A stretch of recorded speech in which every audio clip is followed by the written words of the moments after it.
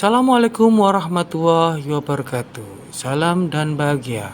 Bertemu kembali kepada saya akan menjelaskan modul 3.1 pengambilan keputusan berbasis nilai-nilai kebajikan sebagai pemimpin dalam demonstrasi kontekstual. Sebelumnya, perkenalkan, nama saya Ahmad Mukhlas Saidi dari instansi SD Muhammadiyah 3 JKP Angkatan 7. Tujuan pembelajaran khusus pada kesempatan kali ini, JKP dapat melakukan analisis atas penerapan proses pengambilan keputusan berdasarkan pengetahuan tentang berbagai paradigma, prinsip pengambilan dan pengujian keputusan di sekolah asal masing-masing dan di lingkungan sekolah atau lingkungan lain. Adapun pertanyaan panduan wawancara ada 8 di sini, bisa disimak. Panduan ini mendasari saya untuk mewawancarai dua narasumber. Wawancara bersama Ibu Lulu Subaida, SPD. Waalaikumsalam warahmatullahi wabarakatuh. Ibu Lulu, pada kesempatan kali ini saya ingin mewawancarai Ibu. Apakah ada waktu luang? Silakan. Sesuai apa yang menjadi tugas saya, mohon bantuannya. Ibu Lulu dalam kesempatan kali ini adalah pimpinan dari SD Muhammadiyah 2 Gresik. SD Muhammadiyah 2 Gresik ya. Terima kasih untuk pertanyaan yang saya ingin ajukan. Yang pertama, selama ini bagaimana Anda dapat mengidentifikasi kasus-kasus yang merupakan dilema etika atau rujukan moral? Oke, jadi begini Pak, kehidupan di sekolah, stakeholder dan orang-orang di dalamnya pasti tidak lepas dari berbagai permasalahan. Seperti yang Pak Mukhlas sampaikan, ada dilema etika yang harus dihadapi dan ada rujukan moral. Bagaimana cara mengidentifikasinya adalah ketika suatu permasalahan itu dihadapkan pada sesuatu yang benar dan salah, maka itu adalah rujukan moral. Jadi yang harus dilakukan adalah kita mengacu pada peraturan yang ada. Nah, dari peraturan yang ada itu kita akan mengambil suatu hasil keputusan. Nah, untuk dilema etika ini yang memang butuh proses untuk pengambilan suatu keputusan. Kita bisa mengidentifikasi dari ketika suatu permasalahan itu kita dihadapkan pada dua hal yang sama-sama mengandung nilai kebajikan. Jadi di satu sisi hal itu adalah benar, tapi di sisi yang lain itu adalah benar. Nah, kita perlu mengkaji manakah dari dua nilai kebajikan itu yang akan menghasilkan keputusan yang terbaik. Gitu. Jadi terima kasih atas waktunya pada kesempatan kali ini.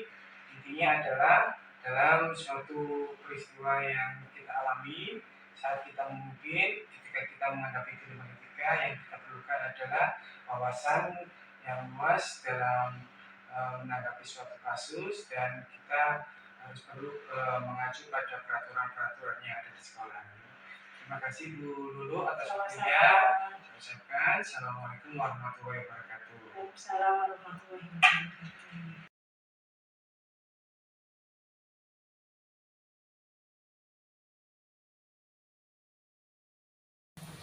Assalamualaikum warahmatullahi wabarakatuh. Waalaikumsalam warahmatullahi wabarakatuh. Bapak, ada waktu luangnya untuk hari ini? Insyaallah siap. Maaf mengganggu waktunya. Hari ini saya ingin mewawancarai Bapak selaku pimpinan atau kepala sekolah dari SD Muhammadiyah 3 Gresik. Bagaimana kabar Bapak hari ini? Alhamdulillah hari ini baik dan sehat. Mudah-mudahan semuanya sehat. Amin, alhamdulillah. Jadi gini Pak, dalam setiap kehidupan itu kan kita pasti memiliki permasalahan.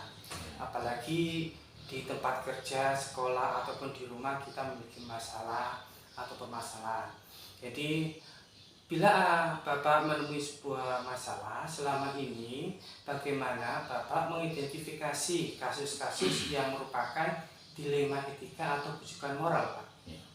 Terima kasih Pak Mukhlas. Mudah-mudahan saya bisa menjawabnya. Pertama adalah memang dalam kehidupan sekolah tidak mungkin ya tidak ada permasalahan. Iya, Pasti ada pasti ada permasalahan masalah. karena ruang lingkupnya cukup besar, yaitu dari muridnya sendiri, kemudian murid sesama murid, murid dengan guru dan lain sebagainya. Maka kami dalam menyikapi suatu permasalahan, utamanya dilema etika, adalah yang pertama ingin mengklasifikasi dulu atau mencoba mengetahui sesungguhnya permasalahan ini di mana letaknya. Dua-duanya bisa saja dianggap benar, tetapi juga kita perlu melakukan skala prioritas, artinya keuntungan dan kerugian apa yang mungkin kita dapatkan ketika kita sudah mengambil suatu keputusan. Maka kita lihat dari sisi muridnya dulu. Kami berprinsip bahwa dari sisi murid diminimalisir kerugian kalau seandainya ada kerugian. Maka kita ambil keputusan bahwa murid kita utamakan. Artinya seluruh murid-murid yang sedang melakukan proses pembelajaran kita anggap sebagai anak sendiri, kemudian kita anggap mereka masih berproses. Jadi selama berproses itu tidak ada kesalahan mutlak dari pihak murid, semuanya masih berproses. Perlu kita berikan bimbingan-bimbingan yang mana mereka pada akhirnya bisa memilih dan memilah mana yang harus dilakukan, mana yang benar dan mana yang kurang benar. Kemudian selanjutnya setelah kita melakukan skala prioritas, maka tugas kita sebenarnya adalah memilah-milah lagi informasi dari dua sisi ya, dari sisi siswa muridnya atau dari sisi informasi yang didapat oleh gurunya. Mencari data yang valid ya. Kemudian setelah kita analisis kedua data dari dua sumber itu, maka kita ambil keputusan yang sangat tidak merugikan dari sisi murid dan dari sisi sekolah secara kelembagaan. Karena apa? Karena tentunya ini menjadi nilai plus sendiri bagi sekolah kalau kita salah dalam mengambil keputusan. Apapun yang terjadi bahwa mereka menjadi binaan kita, kemudian dari sekolah juga harus mengambil sikap yang bisa memberikan keputusan yang tidak langsung menjustifikasi bahwa si A si B ini salah. Tapi kita memberikan meskipun secara total salah, tapi tetap memberikan kesempatan kepada mereka untuk melakukan perubahan yang lebih baik lagi.